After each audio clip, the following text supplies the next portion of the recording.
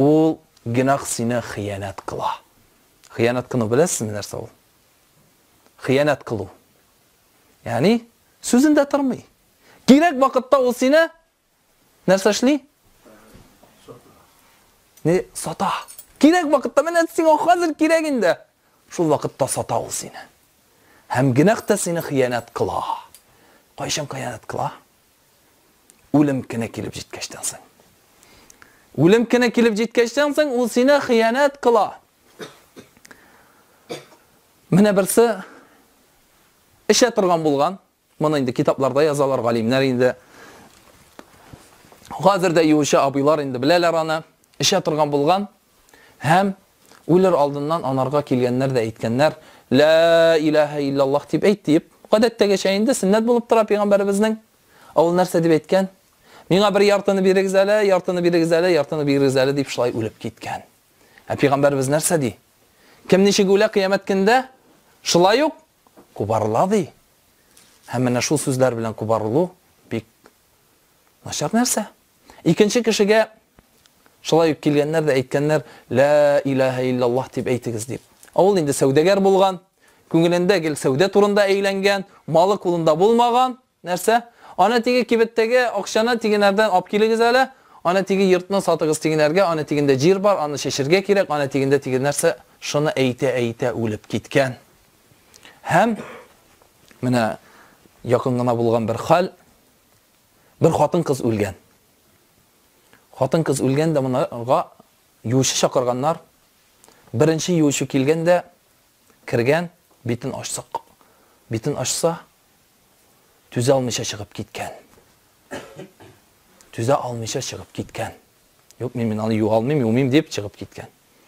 Икенчесен чакырганнар.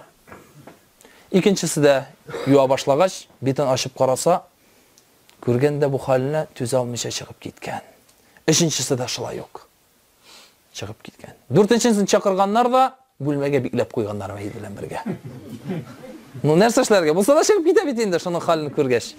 Суын биреп, бөтен нәрсәне кертеп бикләп куйганнар. Бу күргәндә инде чыгып китмәкче булган, ишек ябык. Дигәннәргә әйткәннәр, ярыктан юмыйча чыкмыйсың дигәннәр. Бу инде мәйет белән ятып булмый бит инде. Һәм юган инде ул. Юган. Югачтан соң бу инде антлар әйтеп чыккан инде. Ю бетердем, ант итәм Аллаһ белән, тошты юдым мин моны. Ярар моны чыгарганнар. Һәм чыгарганнан соң инде сыраганнар. Сыраган инде бу хатын-кыз. Ник мине явып куйдыгыз дип. Менә сиңа хәтле эш юучы килде. Эшесе дә чыгып китте. Ә безгә әниебезне юрга кирәк. Әниебезне юрга кирәк. Әник юмадың соң? Әник тигеләр юмады? Менә син ни өчен юрга теләмәдең дип сорагачтан соң, бите кап-кара күмер кебек иде дигәннәр. Һәм сораган бу юучы: "Әник кап-кара дип уйлыйсыз" дигән. Алар әйткәннәр: "Безнең әниебез бер тапкыр да намаз укымады" дигән. Безнең әниебез бер тапкыр да намаз укымады. Шуның өчен уже үлгәндүк бите каралган. Кап-кара булган, юучылар чыгып качканнар. Ләкин дүртенчесен инде кысканнар, бер нәрсә эшли алмаган. Ләкин менә бу кешенең бите кап-кара булган.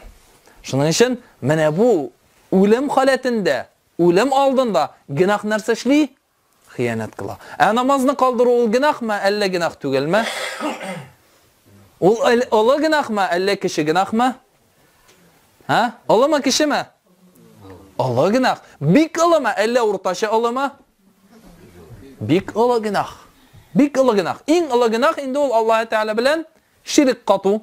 Ләкин анардан соң, ширктән соң инде Аллаһ Тәгаләнең әйткән ваҗипләрен калдыру. Һәм иң олы ваҗип нәрсә ул безнең? Намаз булып тора. Шуның өчен мөхтәрәм җәмәгать, Аллаһ Субханаһу ва Тәгалә барчабызга да гынахлардан азат булырга язсын. Гынахларга якын килергә язмасын. Гынахлардан сакланырга язсын. Ва саллаллаһу аля набиина Мухаммадин ва аля алихи ва асхаби аҗмаин. Субханакаллаһу ва бихамдика, ашһаду ан ла илаха илля анта, астагфирука ва атубу илейк.